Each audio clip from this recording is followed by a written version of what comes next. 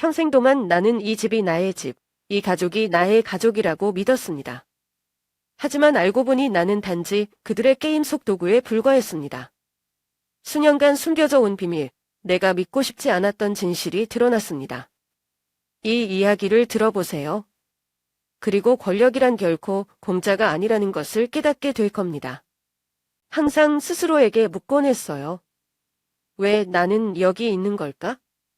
왜 나는 내 가족 속에서도 이렇게 낯설게 느껴지는 걸까? 그리고 그 질문에 대한 답은 지난 겨울, 저를 집으로 불러들인 운명의 그 순간에 알게 되었죠. 저는 김씨 가문의 친딸이 아니었어요. 저는 두적대 가문 사이에 얽힌 피해 거래로 인해 이 집에 보내진 존재였던 겁니다. 그 진실을 알았을 때 저는 상처를 받았지만 동시에 마음 깊은 곳에서부터 해방감을 느꼈어요. 더 이상 이 집안의 어두운 그림자 속에서 나를 억누르며 살지 않아도 된다는 걸 깨달았으니까요. 지난 겨울, 저는 얼어붙을 듯한 한파 속에서 가족들의 음모와 비밀, 그리고 씁쓸한 진실들을 마주했습니다. 그 과정은 고통스러웠지만 폭풍처럼 휘몰아치는 그 겨울 속에서 저는 진정한 자유를 찾았습니다. 이제부터야말로 제 진짜 삶이 시작될 거라는 걸 느낍니다. 그해 겨울, 저는 김씨 가문의 조상 대대로 내려온 저택으로 돌아왔습니다. 김씨 가문은 부와 권력을 자랑하지만 그 안에는 수많은 비밀과 갈등이 얽혀 있었습니다. 눈은 지붕을 하얗게 덮고 차가운 돌격은 마치 저를 맞이하는 형제자매들의 냉랭한 시선처럼 느껴졌습니다. 화려하고 웅장한 그 집은 겉보기와 달리 숨막히는 공기가 가득했습니다. 막내딸 아라인 저는 늘 가족 안에서도 외부인처럼 느껴졌고 이곳은 제가 속할 수 없는 곳이었습니다. 저는 그들의 시야에서 희미한 존재였고 제 존재는 아무도 신경 쓰지 않는 듯 보였습니다. 할머니가 보낸 편지. 단결하면서도 강렬한 권위가 느껴지는 그 몇 마디는 모든 사건의 시작이었습니다. 종이에 적힌 차가운 글씨는 마치 가족 역사의 무게를 담고 있는 듯했고 거부할 수 없는 부름이었습니다. 그 집에는 기대할 것이 없다는 걸 알고 있었습니다. 저를 기다리는 것은 의심스러운 눈길과 차가운 말, 그리고 오래된 상처뿐일 것이라는 것도요. 그럼에도 불구하고 저는 그곳으로 돌아가기로 했습니다. 아마도 마음 깊은 곳에서는 무엇인가를 바라고 있었는지도 모릅니다. 가족이라 불리는 사람들에게서 오래전에 잃어버린 따뜻함을 찾고 싶었던 걸지도 모르죠. 아니면 제가 이 가족에서 왜 늘 낯설고 동떨어진 존재로 느껴졌는지 그 이유를 알고 싶었던 것일지도 모릅니다. 제 머릿속을 떠나지 않던 질문 하나, 나는 이 가족에서 누구인가? 그 답을 찾기 위해 더 이상 도망칠 수 없다는 걸 깨달았습니다. 이제 저는 마주해야 했습니다. 조상의 집, 제 안에 얽혀있는 그들과 그리고 밝혀지길 기다리는 과거의 그림자와 말이죠. 마치 과거의 빚을 진 것처럼 저는 답을 찾기 위해 돌아왔습니다. 그것은 단순히 진실을 알아내기 위한 것이 아니라 혼란과 비밀 속에서 저 자신을 다시 찾기 위함이었습니다. 조상들의 집은 겨울의 혹독한 추위 속에서 눈으로 뒤덮인 채 어둡고 음울한 분위기를 풍기고 있었습니다. 문 앞에 서서 그 집을 바라보는 순간 오랜 시간 동안 멀리 떨어져 있었던 익숙한 풍경이 눈앞에 펼쳐졌습니다. 하지만 발을 들이밀자마자 느껴진 것은 따뜻함이 아닌 차갑고 생소한 공기였습니다. 집 안으로 들어서니 과거의 기억을 떠올리게 하는 모든 것들이 자리 잡고 있었습니다. 낡은 문턱은 오랜 세월의 흔적을 남긴 채 삐걱거렸고 빛바랜 타일 바닥과 오래된 그림자 같은 벽은 저를 응시하는 듯했습니다. 벽에 걸린 조상들의 초상화는 마치 저의 존재를 확인하려는 듯한 눈빛을 보내왔습니다. 하지만 그 익숙함 속에는 알 수 없는 낯설음과 무게감이 스며 있었습니다. 거실로 들어가니 가족들이 모여 있었습니다. 하지만 그들의 모습은 오히려 제 가슴을 차갑게 만들었습니다. 큰형 지구는 소파에 앉아 고개를 숙인 채 무언가에 짓눌린 얼굴로 담배만 피우고 있었습니다. 둘째 누나 선이는 완벽한 겉모습을 유지했지만 그 눈빛은 칼날처럼 차가웠고 그녀의 시선에는 말하지 못할 비밀들이 담겨 있는 듯했습니다. 셋째 오빠 민재는 창가에 서서 눈 내리는 바깥을 바라보며 깊은 생각에 잠긴 표정이었습니다. 그 누구도 서로 말을 건네지 않았고 그 방의 공기는 숨이 막힐 정도로 무겁게 느껴졌습니다. 그 자리에 있는 모두는 가족이었지만 마치 서로 다른 세상에서 온 사람들처럼 보였습니다. 저 또한 그들과 함께 있음에도 불구하고 한없이 멀게 느껴졌습니다. 저는 단지 그들 사이에 서 있는 또 다른 그림자일 뿐이었습니다. 조상들의 집안은 그저 오래된 건물이 아니었습니다. 그곳은 비밀, 상처, 그리고 시간이 갈수록 균열이 깊어져 버린 관계의 상징처럼 느껴졌습니다. 제가 이 집을 떠난 적이 없다는 것을 깨달았습니다. 이 집의 그림자는 늘 제 뒤를 따라다녔고 이번에 돌아온 이 순간 이 집이 제 운명을 완전히 바꿀 것이라는 걸 예감할 수 있었습니다. 지훈, 큰형은 오래전부터 가족의 가장 큰 희망으로 여겨졌습니다. 그는 장남으로서 가족의 기대를 짊어지고 완벽한 후계자의 모습을 보여야만 했습니다. 차분하고 간인하며 모든 상황을 능숙하게 통제할 줄 아는 사람, 그것이 지훈에게 요구된 모습이었습니다. 화려한 파티와 중요한 사업 미팅 자리에서도 그는 언제나 자신감 넘치는 태도와 단정한 미소, 그리고 남부럽지 않은 품격을 보여주었습니다. 그러나 현실은 완전히 달랐습니다. 그가 보여주는 모습은 철저히 가꿔진 가면일 뿐, 그 가면 뒤에는 아무도 알지 못하는 어두운 진실이 감춰져 있었습니다. 가끔 집에서 그를 볼 때 커다란 방 구석에 홀로 앉아 담배를 손에 쥔 채 피우지도 않은 채 멍하니 있는 모습을 떠올립니다. 한때 자신감으로 가득 찼던 그의 눈빛은 이제 지쳐 보이고 멀리 떠나고 싶어 하는 듯한 불안함만 남아 있었습니다. 저는 처음에는 그것이 단순히 그의 업무 스트레스 때문이라고 생각했습니다. 거대한 가문의 후계자로서 책임을 짊어져야 한다는 압박 때문이라고요. 그러나 시간이 지날수록 그의 행동은 이상한 점이 많아졌습니다. 마치 완벽하게 보였던 벽에 작은 균열이 하나둘씩 생기는 것처럼 보였습니다. 그의 어깨는 점점 더 처져갔고 발걸음은 무거워졌으며 자주 늦은 밤 몰래 전화를 하거나 아무 말 없이 집에 들어오곤 했습니다. 그의 한숨은 깊어졌고 저는 그가 겉모습만큼 강하지 않다는 것을 깨달았습니다.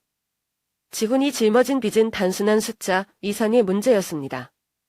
그것은 단순히 고리 대금업자에게 진 빚이 아니었습니다. 이 빚은 박씨 가문과 관련되어 있었습니다. 김씨 가문과 박씨 가문은 오랜 세월 동안 경쟁을 넘어선 적대 관계를 유지해왔습니다. 그 이름만으로도 김씨 가문의 누구든 분노할 만큼 두 가문 사이의 갈등은 뿌리가 깊었습니다. 그런 박씨 가문과의 어떤 연결도 용서받을 수 없는 대신으로 여겨질 것입니다. 저는 지훈이 어떻게 이 상황에 빠졌는지 정확히 알지 못합니다. 하지만 그의 급한 전화 통화 속에서 무언가가 들렸습니다. 시간이 더 필요합니다. 제가 해결하겠습니다. 제발 제 가족에게 손대지 말아주세요. 그의 목소리는 떨리고 있었고 이전에 한 번도 들어본 적 없는 공포가 담겨 있었습니다. 그는 상상도 못할 정도로 큰 금액을 언급하며 그것을 은폐하려는 비밀스러운 협약에 대해 중얼거렸습니다. 제가 들은 단편적인 이야기들을 조합해보니 그는 가족의 기대를 충족시키기 위해 위험한 사업에 손을 댄 것으로 보였습니다. 하지만 그 사업은 실패로 돌아갔고 그는 삼원을 수습하기 위해 박씨 가문에서 돈을 빌릴 수밖에 없었습니다. 이 사실은 김씨 가문 누구에게나 충격적일 것이고 그 자체로 치명적인 약점이 될 수 있었습니다. 박씨 가문은 잔혹하고 교활하기로 악명 높았기에 그들은 지훈의 약점을 이용해 김씨 가문을 무너뜨릴 기회를 놓치지 않을 것입니다. 상황은 점점 더 심각해졌습니다. 지훈은 점점 더 많은 협박을 받기 시작했습니다. 그는 더 이상 강인한 큰형의 모습이 아니었습니다. 오히려 불안과 두려움에 갇힌 사람이 되어 있었습니다. 그는 모든 것을 숨기기 위해 노력하며 여전히 완벽한 후계자의 모습을 유지하려 했지만 그의 눈빛은 그의 내면의 절망과 혼란을 숨길 수 없었습니다. 어느 날 밤, 지훈이 전화벨 소리에 놀라 황급히 전화를 받으러 나가는 모습을 보았습니다. 그리고 방 안에서 홀로 중얼거리는 그의 목소리를 들었습니다. 이게 드러나면 모든 게 끝날 거야? 나뿐만 아니라 이 가족도 전부 망가질 거야? 저는 이 비밀이 드러나면 어떤 일이 벌어질지 상상조차 할 수 없었습니다. 지훈과 박씨 가문의 연관섬은 단순히 김씨 가문의 명예를 실추시키는 것에서 끝나지 않을 것입니다. 그것은 두 가문 간의 새로운 갈등을 촉발할 수 있으며 지훈은 그 중심에서 희생양이 될 것입니다. 하지만 제가 가장 두려운 것은 그의 내면에 쌓인 압박감이었습니다.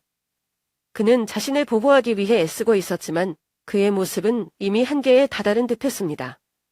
지훈이 이 빚을 갚고 모든 것을 바로잡을 수 있을까요? 아니면 그는 박씨 가문에 의해 이용당해 결국 김씨 가문 전체를 파멸로 몰고 갈까요? 답을 알 수 없었지만 이 싸움은 지분만의 싸움이 아니었습니다. 그것은 우리 모두를 삼켜버릴 폭풍의 서막이었습니다. 선희, 제 언니는 언제나 성공적이고 완벽한 여성의 전형적인 모습으로 나타났습니다. 그녀는 언제나 값비싼 옷을 입고 단정한 태도로 주변을 사로잡았습니다. 겉으로 보기에 그녀는 완벽한 여성, 김씨 가문의 자랑이었습니다.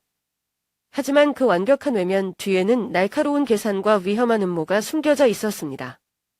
얼마 전 가족들이 저녁 식사에 모였던 날이 떠오릅니다. 선희는 할머니 옆에 앉아 온화한 미소를 띠고 있었습니다. 그녀는 모든 대화를 경청하며 고개를 끄덕이고 때로는 세련된 의견을 내놓곤 했습니다. 하지만 그녀의 눈빛은 가족의 따뜻함을 즐기는 사람의 것이 아니었습니다.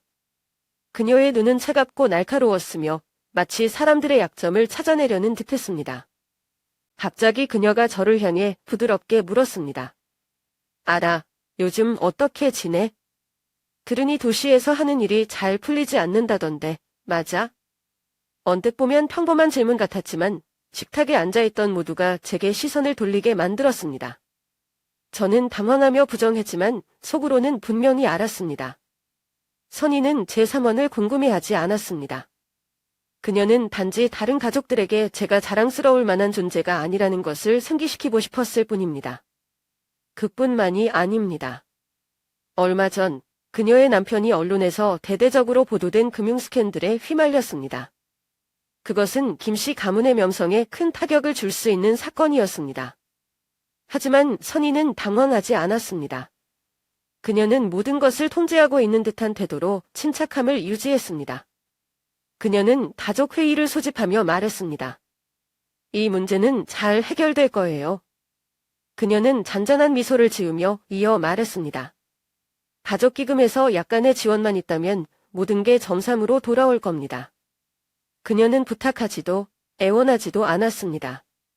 그녀의 말투는 마치 명령처럼 들렸고 아무도 반대할 용기를 내지 못했습니다. 하지만 저는 알고 있었습니다.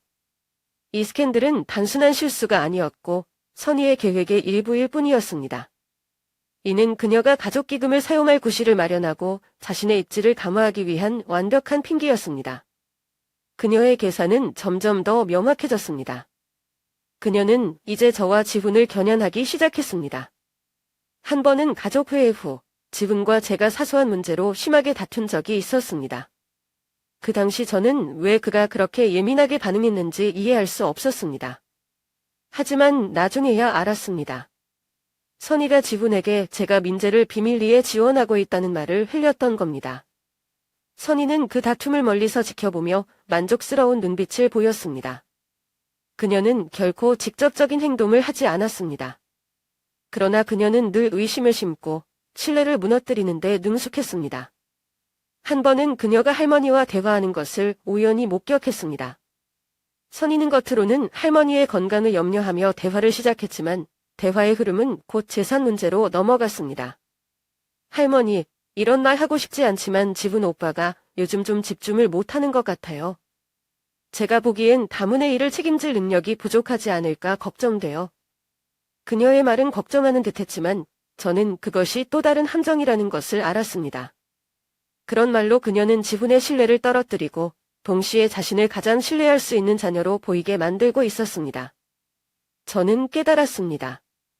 선희에게 가족은 사랑과 보호를 위한 공간이 아닙니다.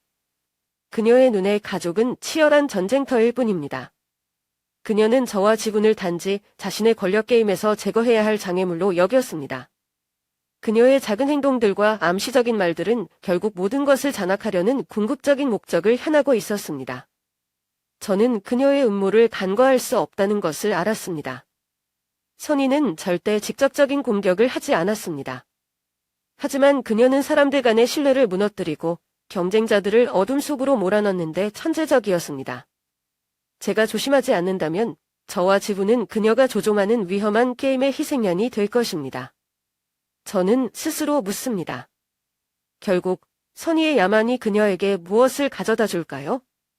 그녀는 관계를 망가뜨리고 심지어 가족까지 희생하면서 얻은 권력이 그녀에게 만족을 줄까요? 아니면 그녀는 자신이 잃어버린 것들이 결코 얻은 것들로 대체될 수 없다는 것을 깨닫게 될까요? 민재, 나의 셋째 오빠는 아버지의 죽음에 사로잡혀 있었습니다. 그는 겉으로는 냉정하고 과묵한 모습을 유지했지만 그 내면은 깊은 상처와 답을 찾지 못한 질문들로 가득 차 있었습니다. 아버지의 죽음은 민재에게 결코 치유되지 않는 상처였습니다. 시간이 많이 흘렀음에도 불구하고 그는 여전히 그 비극의 진실을 찾고자 했습니다. 늦은 밤, 그의 방을 지나칠 때마다 책상에 앉아 먼지를 뒤집어 쓴 자료와 옛날 사진들, 그리고 메모가 빼곡히 적힌 종이들을 뒤적이는 그의 모습을 보곤 했습니다. 그의 눈은 충혈되어 있었고 지친 표정 속에는 끝나지 않는 고통이 드러나 있었습니다. 한 번은 술에 취한 민재가 혼잣말로 중얼거리는 것을 들은 적이 있습니다. 술에 풀린 그의 목소리에는 평소와는 다른 아픔과 의문이 담겨 있었습니다. 왜 아버지가 그렇게 죽어야만 했을까? 모든 게 너무 이상했어? 그리고 어느 날 그는 갑작스럽게 저에게 이런 말을 꺼냈습니다. 알아, 혹시 할머니가 아버지를 그렇게 만든 건 아닐까? 그 말에 나는 온몸이 얼어붙었습니다. 그런 가능성은 상상하기조차 싫었지만 민재의 눈빛은 그가 이미 오랜 시간 동안 이 생각에 사로잡혀 있었다는 것을 보여주고 있었습니다. 민재는 아버지가 돌아가시기 전 가족 내에서 큰 갈등이 있었다고 믿고 있었습니다. 아버지는 한 사업에 투자하기 위해 가문의 일부 자산을 매각하려 했지만 할머니는 강력히 반대했다고 했습니다.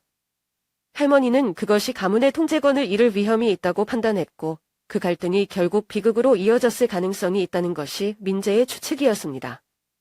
한 번은 민재가 집 도서관에서 아버지의 오래된 수첩을 뒤적이고 있는 모습을 보았습니다. 그는 한 페이지에서 멈춰 서더니 손가락으로 밑줄을 그은 문장을 따라 읽었습니다. 아버지가 누군가가 자신을 감시하고 있다고 적었어. 아버지는 가족 내에서도 더 이상 누구를 믿을 수 없다고 느끼셨던 것 같아. 그의 목소리는 떨리고 있었고 그 문장을 읽는 동안 그의 눈빛에는 혼란과 고통이 뒤섞여 있었습니다. 그는 그 진실을 찾기 위해 스스로 조사를 시작했습니다. 아버지의 옛 친구들, 과거 가족과 함께 일했던 직원들, 심지어는 법적 문서들까지 조사하며 진실의 조각을 맞추려 애썼습니다. 하지만 그 과정에서 민재는 점점 더 어두워졌습니다.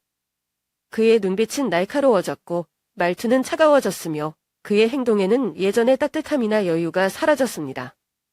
어느 날 그는 나를 향해 직설적으로 물었습니다. 만약 할머니가 재산을 지키기 위해 어떤 일을 하셨다면 그걸 후회하실까? 아니면 단지 가문의 권력을 유지하기 위해 감수해야 할 희생으로 생각하셨을까? 나는 아무 말도 할 수 없었습니다. 하지만 그가 할머니를 바라보는 시선이 완전히 달라졌다는 것을 느낄 수 있었습니다.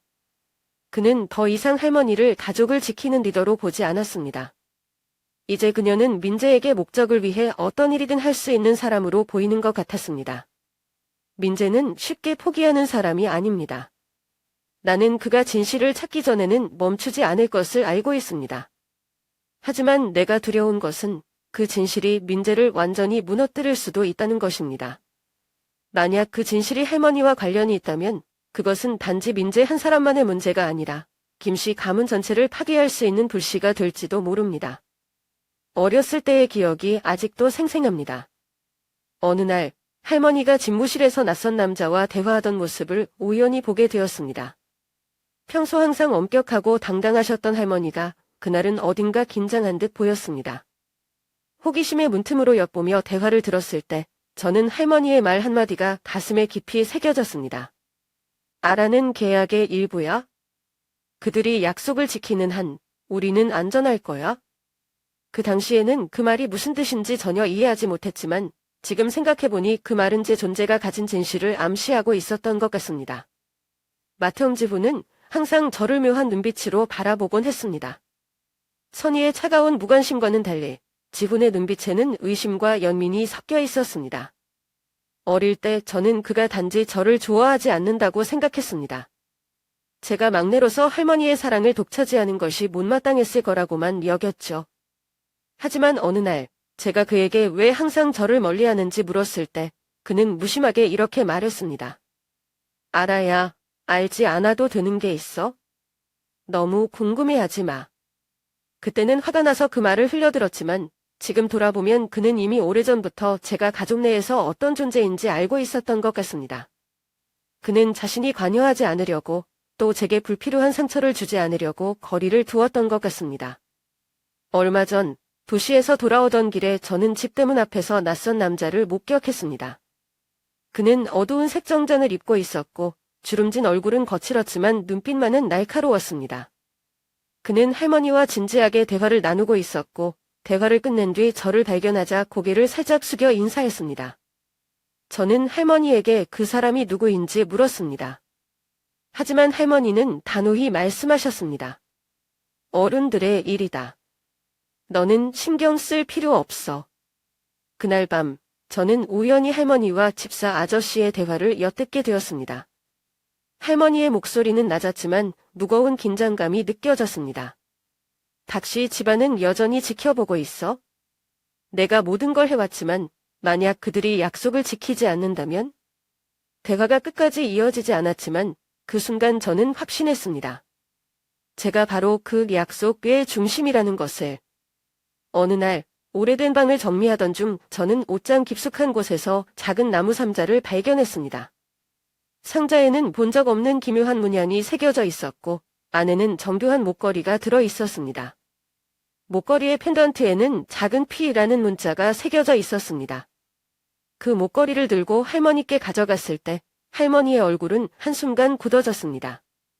그녀는 목걸이를 제 손에서 낚아채며 이렇게 말씀하셨습니다. 이건 절대 다른 사람 손에 들어가게 하면 안 된다. 특히 이 집안 사람들에게. 왜 그런지 이유를 묻고 싶었지만 할머니는 더 이상의 설명 없이 서둘러 방을 떠나버렸습니다. 하지만 그날 이후 저는 확신하게 되었습니다. 이 목걸이는 박씨 집안과 깊은 연관이 있으며 제 정체와 관련된 중요한 단서임에 틀림없었습니다. 어릴 적부터 저를 돌봐주던 집사 아저씨는 언제나 따뜻하고 친근한 분이셨습니다. 그는 김씨 가문의 전통과 이야기를 들려주며 제가 이 집안의 일원으로 자랄 수 있도록 많은 도움을 주셨습니다. 하지만 최근 그의 눈빛에는 이전과 다른 무언가가 담겨 있었습니다. 마치 저에게 전하지 못한 비밀이 있는 것처럼 보였습니다. 어느 날 저는 그에게 김씨 가문과 박씨 가문의 관계에 대해 물었습니다. 그는 한숨을 깊게 내쉬며 조용히 말했습니다. 알아 아가씨, 모든 것을 알게 된다고 해서 항상 행복해지는 것은 아닙니다. 하지만 무슨 일이 있어도 기억하세요. 아가씨는 자신만의 삶을 살아야 합니다. 과거와 핏줄에 휘둘리지 말고 진정한 자신을 찾으세요. 그의 말은 저를 혼란스럽게 했지만 동시에 제가 단순한 김씨 가문의 막내딸이 아니라는 사실을 점점 확신하게 만들었습니다. 나는 단지 이 가문의 일부일 뿐만 아니라 두 가문 사이의 거대한 거래 속에 끼어있는 존재였던 것입니다. 이 이야기는 단순히 과거를 드러내는 것만이 아닙니다. 어릴 적부터 쌓여왔던 의문과 감정들이 하나둘씩 맞물리며 제가 누구인지, 그리고 이 집안에서의 제 위치가 무엇인지를 분명히 해주었습니다. 하지만 저는 이 모든 것을 온념으로 받아들이지 않을 것입니다. 과거의 비밀과 핏줄의 굴레에 휘둘리지 않고 저만의 삶과 자유를 찾아 나갈 것입니다. 지훈, 우리 가족의 장남은 항상 김씨 가문의 모든 재산과 권력을 물려받을 사람으로 기대를 받아왔습니다.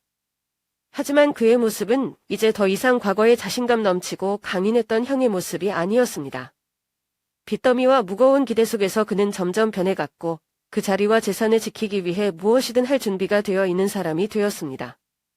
어느 날 밤, 저는 지훈이 할머니의 집무실에 몰래 들어가는 모습을 우연히 목격했습니다. 희미한 책상 램프의 불빛이 그의 긴장된 얼굴을 비추고 있었고 그는 서랍을 뒤지며 중요한 무언가를 찾는 듯 초조한 눈빛으로 서류를 훑어보고 있었습니다. 다음 날 아침, 가족 사이에 소문이 돌기 시작했습니다. 가문의 상속과 관련된 몇몇 중요한 서류가 사라졌다는 것입니다. 모두들 의심했지만 아무도 목소리를 내지 못했습니다. 지훈은 마치 아무 일도 없었던 것처럼 태연한 표정을 유지했지만 그의 눈에는 무언가를 숨기려는 불안감이 비쳤습니다. 시간이 지나면서 새롭게 작성된 상속 관련 서류가 나타나기 시작했습니다.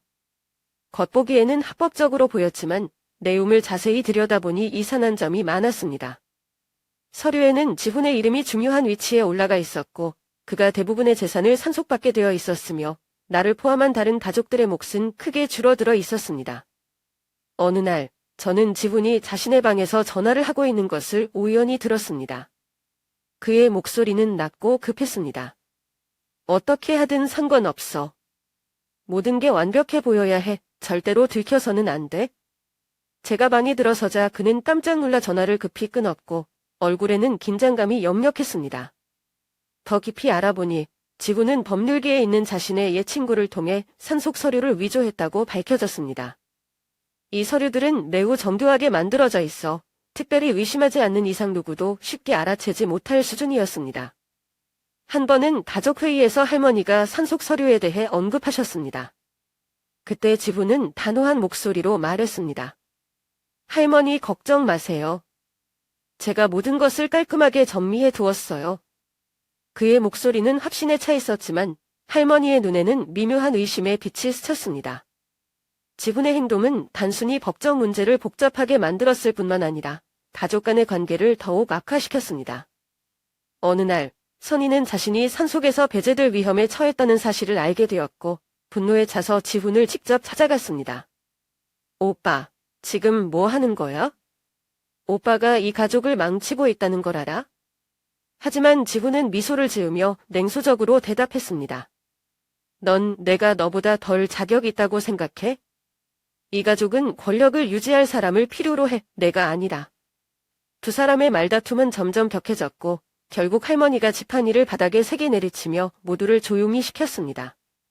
하지만 할머니의 권위조차 이 갈등을 완전히 잠재울 수는 없었습니다. 지훈은 단순히 서류를 조작하는 데 그치지 않았습니다. 그는 자신의 길을 방해할 수 있는 사람들을 제거하려 했습니다. 한 번은 그가 뒷마당에서 낯선 남자와 대화하는 것을 목격했습니다. 멀리서 들려오는 몇 마디가 저를 긴장하게 만들었습니다. 없애버려. 흔적은 남기지 말고. 그가 누구를 겨냥하고 있었는지 알 수는 없었지만 그 순간 제 마음은 불안감으로 가득 찼습니다. 지훈의 점점 대담해지는 행동들은 단지 그를 야망에 가득 찬 사람으로 만들었을 뿐만 아니라 김씨 가문 전체를 붕괴 직전까지 몰아넣고 있었습니다. 저는 스스로에게 물었습니다. 그의 욕망은 정말로 모든 것을 희생할 만큼 닻이 있는 것일까요? 아니면 결국 그 역시 자신의 음모에 삼켜지고 말까요? 재산을 둘러싼 이 음모는 단순히 가족 간의 다툼을 넘어섰습니다. 지훈의 행동은 그의 진정한 모습을 드러냈고 김씨 가문 내에서 가족이라는 단어가 얼마나 허망한지를 깨닫게 해주었습니다. 때로는 가족이란 단지 탐욕과 음모를 감추기 위한 야른 가면에 불과할지도 모릅니다. 선희는 항상 차분하고 완벽한 외모로 가족과 주변 사람들에게 모범적인 모습을 보여주었지만 그녀의 속내는 전혀 달랐습니다. 가족 내에서 자신의 위치가 충분히 강하지 않다고 판단한 그녀는 몰래 가문의 변호사인 한 변호사와 접촉하여 자신에게 유리한 조건을 추가하려는 계획을 세웠습니다. 어느 날 밤, 집안이 고요해진 늦은 시간에 저는 선희가 어두운 옷을 입고 조심스럽게 집을 나서는 모습을 보았습니다. 그녀의 표정은 평소와 다르게 굳어 있었고 무언가 중요한 일을 하러 가는 것처럼 보였습니다. 저는 그녀를 멀찍이 따라갔고 결국 그녀가 한 작은 카페로 들어가는 것을 목격했습니다. 그곳에서 그녀를 기다리고 있던 사람은 다름 아닌 가문의 변호사, 한 변호사였습니다. 저는 조용히 구석에서 숨어 두 사람의 대화를 엿들었습니다. 평소 부드럽고 친절했던 선희의 목소리는 차갑고 단호해져 있었습니다. 할머니의 유언장에 몇 가지 조건을 추가해야 합니다. 제가 재산을 더 많이 상속받을 수 있도록요. 만약 문제가 생긴다면 제가 얼마나 불편한 상황을 만들 수 있는지 잘 아시겠죠? 한 변호사는 잠시 망설이는 듯했지만 선희는 이미 계산을 끝낸 듯 두꺼운 봉투를 테이블 위에 올려놓았습니다. 이건 선불입니다. 일이 끝난 뒤에 나머지를 받게 될 겁니다. 우리가 서로 이익이 되는 방향으로 잘 협력할 수 있을 거라고 믿습니다. 한 변호사는 약간 불안한 표정을 지었지만 결국 고개를 끄덕이며 봉투를 집어들었습니다. 얼마 지나지 않아 가족회의에서 새로운 유언장 초안이 공개되었습니다. 표면적으로는 공정하게 보였지만 자세히 들여다보니 선희에게 유리한 조건들이 교묘하게 포함되어 있었습니다. 예를 들어 가족의 전통과 가치를 가장 잘 이해하고 유지할 수 있는 사람에게 주요 재산을 상속한다는 조항이 추가되어 있었습니다. 이는 명백히 선의를 지칭하는 조건이었고 그녀가 할머니에게 보여주던 모범적인 이미지를 활용한 결과였습니다. 또 다른 회의에서 선의는 유언장 조건을 언급하며 지훈에게 냉소적으로 말했습니다. 논쟁할 필요 없잖아. 조건이 명확한데 내가 이 가문을 위해 가장 적합한 사람이라는 걸 너도 알고 있을 텐데? 지훈은 아무 말도 하지 않았지만 그의 눈에는 분노와 의심이 서려 있었습니다. 하지만 선의의 계획은 오래 숨겨질 수 없었습니다. 어느 날 저는 집무실을 정리하던 중 한 변호사가 남겨둔 유언장 초안을 발견했습니다. 수정된 조항에는 빨간 펜으로 표시된 메모들이 적혀 있었고 모든 수정사항은 선의에게 유리하게 작성된 것이 분명했습니다. 저는 선의를 직접 찾아가 그 초안을 보여주며 따졌습니다. 하지만 그녀는 전혀 당황하지 않고 오히려 여유롭게 미소를 지었습니다. 알아, 넌 아직 어려서 몰라. 이건 욕심 때문이 아니야. 이 가문을 지키는 유일한 방법일 뿐이야. 만약 나 말고 다른 사람이 이끌게 된다면 모든 게 망가질 거야. 넌 상속에 관심 없잖아. 그렇지? 그녀의 말은 저를 당황하게 만들었습니다. 선의는 자신의 행동을 정당화하며 그것이 가문을 위한 선택이라고 주장했지만 제 눈에는 그녀의 진짜 목적이 권력에 있다는 것이 분명했습니다. 선의의 계획은 가족 내에 깊은 균열을 만들었습니다. 그녀의 음모를 눈치챈 지훈은 더욱 경계심을 가지게 되었고 그녀의 행적을 조사하기 시작했습니다. 한편 할머니 역시 유언장에 포함된 몇 가지 조항이 납득되지 않는다는 의심을 품기 시작했습니다. 선의는 변호사와 법적 조항을 교묘히 이용해 자신의 위치를 강화하려 했습니다. 하지만 그녀의 끝없는 야망은 결국 가족 간의 신뢰를 무너뜨리고 김씨 가문을 끝없는 대립과 갈등으로 몰아넣고 있었습니다. 저는 스스로에게 묻지 않을 수 없었습니다. 선의는 과연 그녀가 원하는 것을 손에 넣을 수 있을까? 아니면 그녀의 야만이 결국 모든 것을 파괴하고 그녀 자신조차도 삼켜버릴 것인가? 이 음모는 단지 선의 한 사람의 이야기가 아닙니다.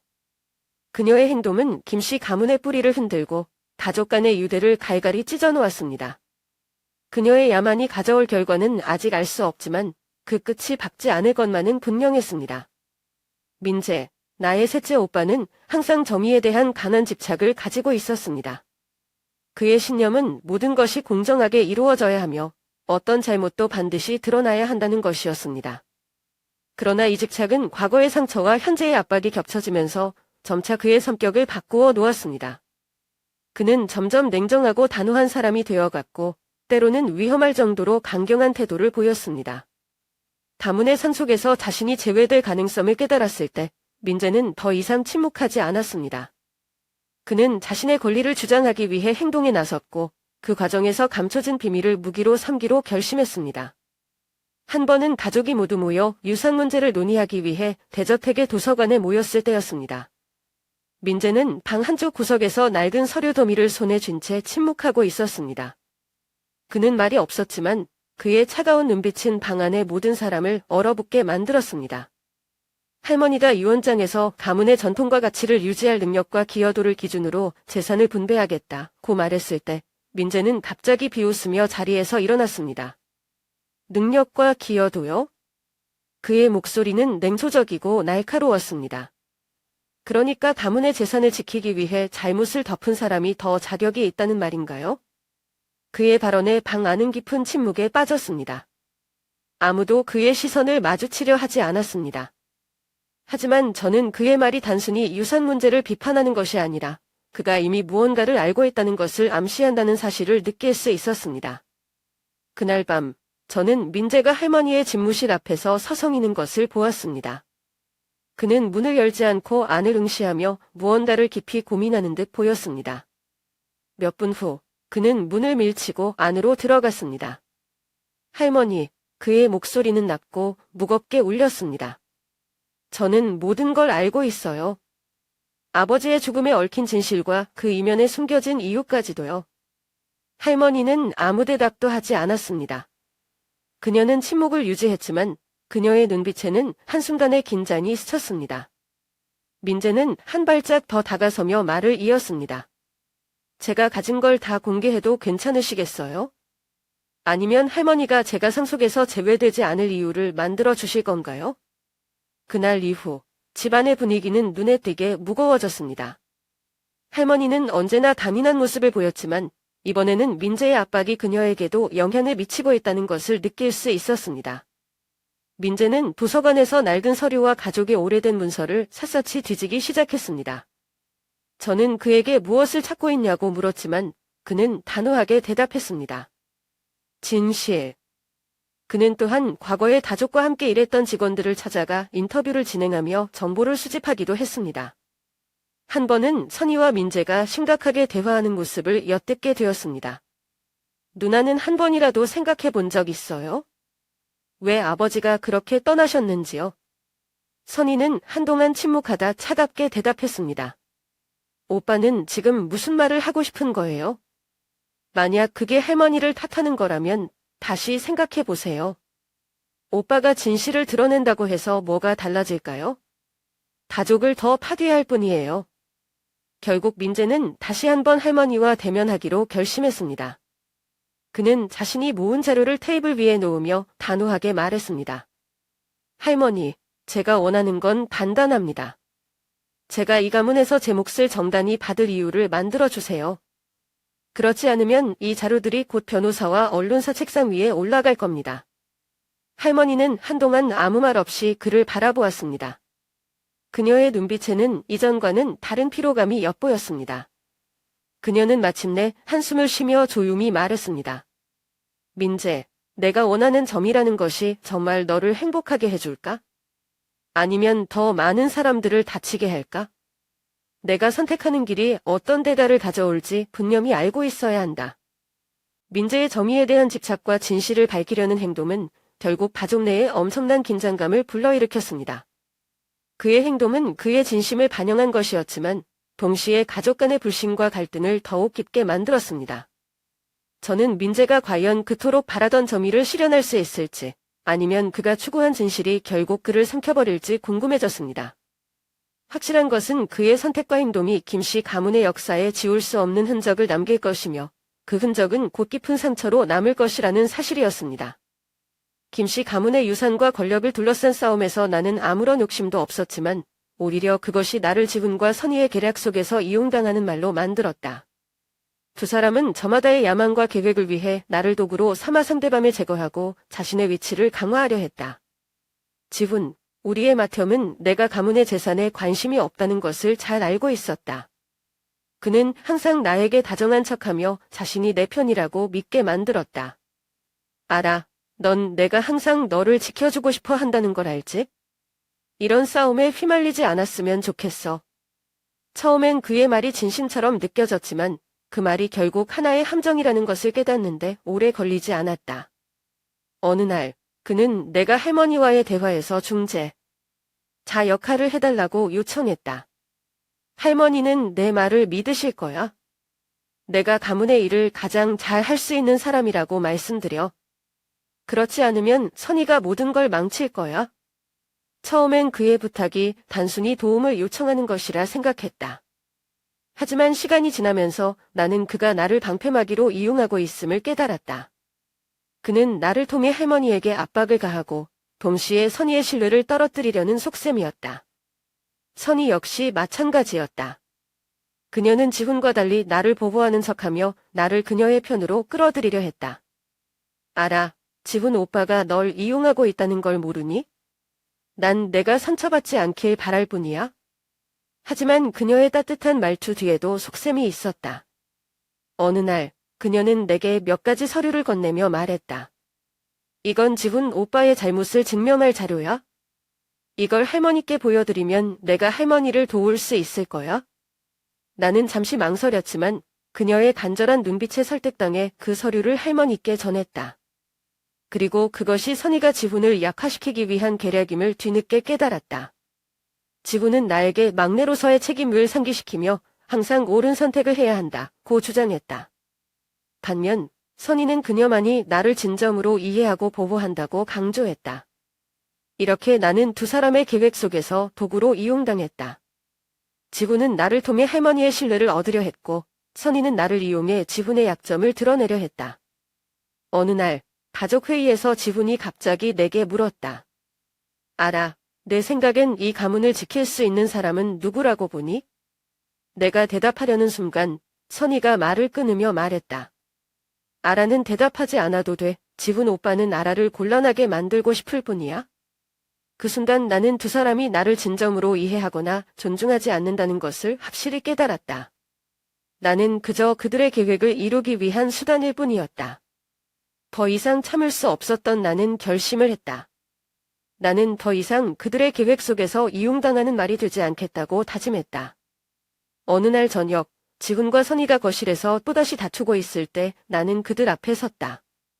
이제 그만해. 나는 두 사람의 대화를 끊으며 말했다. 두 사람은 가족이 지금 어떤 모습인지 생각해 본 적이 있어? 나를 이용해서 서로 싸우는 게 그렇게 가치 있는 일이야? 두 사람은 놀란 표정으로 나를 바라보았지만 나는 멈추지 않았다. 나는 더 이상 당신들의 말이 되지 않을 거야. 가족이 이런 식으로 무너지는 걸 지켜보느니 차라리 모든 걸 포기할래. 내가 한 말이 그들에게 어떤 영향을 미쳤는지는 알 수 없었지만 그 순간 나는 마음이 한결 가벼워졌다. 나는 처음으로 지훈과 선희의 음모에서 벗어나 내 목소리를 낼 수 있었다. 그날 이후 나는 더 이상 가족의 재산이나 권력에 얽매이지 않기로 했다. 대신 나 자신만의 길을 찾아가기로 결심했다. 가족은 단순히 재산을 나누고 권력을 쟁취하는 장소가 아니라 사랑과 신뢰로 연결된 관계여야 한다. 하지만 그 사실을 깨닫기엔 우리 가족은 이미 너무 멀리 와버린 것 같았다. 나는 그 속에서 더 이상 내 자리를 찾으려 하지 않기로 했다. 이제 나는 내가 선택한 길로 나아가고 싶다. 나는 이미 오래전부터 내가 김씨 가문의 친딸이 아니라는 사실을 알고 있었다. 가족들의 차가운 시선, 은근한 말투, 그리고 언제나 느껴졌던 이질감은 나에게 내가 이곳에 속하지 않는다는 사실을 끊임없이 상기시켰다. 하지만 그 밤, 할머니가 가족 모두를 불러 모은 폭설의 밤은 내가 홀로 짊어져야 했던 이 진실이 마침내 모든 이들 앞에 드러나는 순간이었다. 그 밤, 폭설은 집 밖에서 매섭게 몰아쳤고 우리는 모두 저택의 거실에 모였다. 할머니는 평소와 다름없이 권위 있는 모습으로 의자에 앉아 있었지만 오늘의 분위기는 평소와는 전혀 달랐다. 거실은 침묵으로 가득했고 할머니의 입에서 나올 진실이 가족 모두의 숨을 먹게 했다. 할머니는 천천히 입을 열었다. 오늘 이 자리에 너희를 부른 이유는 숨겨온 진실을 밝힐 때가 되었기 때문이다. 나는 차분히 그녀를 바라보았다. 그녀의 말이 내게 어떤 것을 향할지 알고 있었지만 그 내용이 내가 이미 알고 있는 사실과 일치할지 확신할 수 없었다. 할머니는 잠시 말을 멈추고 나를 바라보았다. 그녀의 눈에는 언제나 보였던 냉철함이 아닌 미묘한 후회와 슬픔의 흔적이 스쳤다. 알아, 내가 이미 느꼈을지도 모르지만 이제는 명확히 말해야겠다. 너는 김씨 가문의 친딸이 아니다. 방 안은 숨소리조차 들리지 않을 만큼 조용해졌다. 나는 흔들리지 않고 할머니를 바라보았다. 그녀의 입에서 나오는 말이 내 머릿속에서 이미 반복해서 되뇌던 진실이었다. 너는 박씨 가문의 딸이다. 너는 두 가문의 협정에 의해 이 집으로 보내졌다. 그 협정은 김씨 가문의 재산과 권력을 지키기 위한 어쩔 수 없는 선택이었다. 이 말을 들은 순간 가장 먼저 반응한 사람은 천이었다. 그녀는 나를 향해 놀람과 분노가 섞인 표정을 지으며 말했다. 아라가 박씨 가문 사람이라고요? 할머니, 대체 이게 무슨 말씀이세요? 우리 가족과 적대적인 가문과 이런 거래를 하셨다는 겁니까? 지훈은 특유의 냉소적인 태도로 조용히 웃으며 말했다. 그래, 이제 모든 게 이해가 되네. 김씨 가문에 피가 섞이지 않은 사람이 있었구나. 재미있는 이야기야. 민재는 분노를 참지 못하고 자리에서 벌떡 일어났다. 이게 다 무슨 말입니까? 아버지의 죽음과 관련된 비밀도 이 협정 때문인가요? 우리 가족을 지키기 위해 했다는 행동이 이 정도입니까? 나는 민재를 바라보며 침착하게 말했다. 민재 오빠, 나도 이 상황을 선택한 게 아니야? 내가 여기에 온 건 내 의지가 아니었고 나는 단지 두 가문의 게임 속에서 이용당했을 뿐이야. 내가 이곳에 속하지 않는다는 것을 알고 있었지만 직접 듣는 순간 모든 것이 더욱 분명해졌다. 나는 그동안 느껴왔던 이질감이 단순한 기분 탓이 아니었다는 것을 확신했다. 나는 할머니를 향해 조용히 물었다. 왜 말씀하지 않으셨나요? 왜 진실을 숨기셨나요? 내가 이 가족에 속하지 않는다는 걸 알면서도 왜 날 여기에 두셨나요? 할머니는 깊은 한숨을 쉬며 대답했다. 나는 내가 진실을 알면 이 집에서 벗어나려 할까 두려웠다. 하지만 이제는 너의 선택이 필요할 때가 된 것 같다. 나는 자리에서 일어나 가족들을 천천히 둘러보았다. 그들은 모두 내가 무슨 말을 할지 기다리는 듯했다. 나는 흔들리지 않고 차분히 입을 열었다. 나는 내가 어디에서 왔는지 알았다. 하지만 이제 내가 어디로 갈지 스스로 선택할 것이다. 나는 김씨 가문의 딸도 박씨 가문의 일원도 아니다. 나는 내가 선택한 삶을 살 것이다. 할머니는 고개를 끄덕이며 나를 바라보았다. 그녀의 눈에는 약간의 안도감과 함께 미묘한 아쉬움이 담겨 있었다. 폭설 속에서 밝혀진 진실은 나를 무너뜨리기보다 오히려 나를 자유롭게 만들었다. 나는 더 이상 김씨 가문의 말도 박씨 가문의 교환품도 아니었다. 나는 나 자신으로서 살아갈 힘을 얻었다. 그 밤 이후로 나는 과거의 속박에서 벗어나 내 길을 걸어가기로 결심했다. 내가 선택한 삶은 이제 내 손에 달려 있었다. 폭설은 여전히 집 밖에서 몰아쳤지만 내 마음속에서는 처음으로 평온함이 찾아왔다. 할머니는 오랜 세월 동안 아버지의 죽음에 사로잡혀 있던 민재를 똑바로 바라보며 말했다. 민재야, 내가 나를 오래전부터 의심해 왔다는 걸 안다.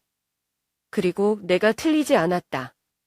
나는 너희 아버지의 죽음에 대한 진실을 숨겨왔다. 할머니의 말은 천둥처럼 방안을 울렸다. 민재는 자리에서 벌떡 일어나며 분노에 찬 눈빛으로 외쳤다. 무슨 말씀이세요? 그동안 뭔가 알고 계셨으면서 우리에게 숨기셨단 말인가요? 할머니는 눈 하나 깜빡이지 않고 담담하게 말을 이었다. 내 아버지는 스스로 위험한 상황에 뛰어들었다. 그는 가문의 일부 재산을 팔아 투자하려고 했지. 하지만 나는 그 결정이 가족을 위험에 빠뜨리고 적들에게 가문의 통제권을 빼앗길 위험이 있다고 판단했다. 그래서 나는 가문의 재산과 명예를 지키기 위해 내가 옳다고 믿는 선택을 했을 뿐이다. 하지만 그 대가는 너희 아버지의 목숨이었다. 할머니의 말에 방아는 숨막힐 듯한 침묵에 빠졌다. 민재는 한 걸음 뒤로 물러서며 어깨를 떨었다. 그는 말문이 막힌 듯 아무 말도 하지 못했고 그의 눈에는 고통과 절망이 뒤섞여 있었다. 그러나 곧방 안은 폭발하듯 소란스러워졌다. 민재는 분노를 억누르지 못한 채 소리쳤다. 결국 할머니가 한 모든 일, 우리가 감당해야 했던 모든 희생은 단지 가문의 명예를 지키기 위해서였단 말인가요? 그럼 아버지는요? 우리는요? 폭설은 여전히 밖에서 맹렬히 몰아쳤고 김씨 가문의 저택안은 그보다 더한 혼란으로 휩싸였다. 연이어 드러난 진실들은 모두를 분노와 절망, 충격 속으로 몰아넣었다. 하지만 상황은 여기서 끝나지 않았다. 지훈이 움직였다. 평소 냉철하고 통제력을 유지하던 지훈은 이제 더 이상 자신의 절망을 숨기지 않았다. 그는 자리에서 벌떡 일어나며 외쳤다. 결국 이 모든 희생은 할머니의 권력을 위해서였나요? 아버지를 희생시키고 이제는 우리까지? 그의 목소리는 분노로 가득 차 있었다. 갑작스럽게 그는 테이블 위의 유리병을 손에 쥐고 할머니를 향해 돌진했다. 그의 눈에는 더 이상 맏형으로서의 책임감이나 자제심은 남아있지 않았다. 오직 분노와 결단만이 가득했다. 지훈. 멈춰.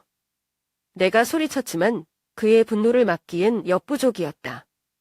지훈은 유리병을 휘두르며 할머니를 위협했고 할머니는 놀라지 않은 듯 여전히 의연한 표정으로 그를 응시했다. 모든 혼란 속에서 선희는 의외의 행동을 했다. 그녀는 할머니를 지키는 대신 차갑고 이성적인 표정으로 나를 바라보았다.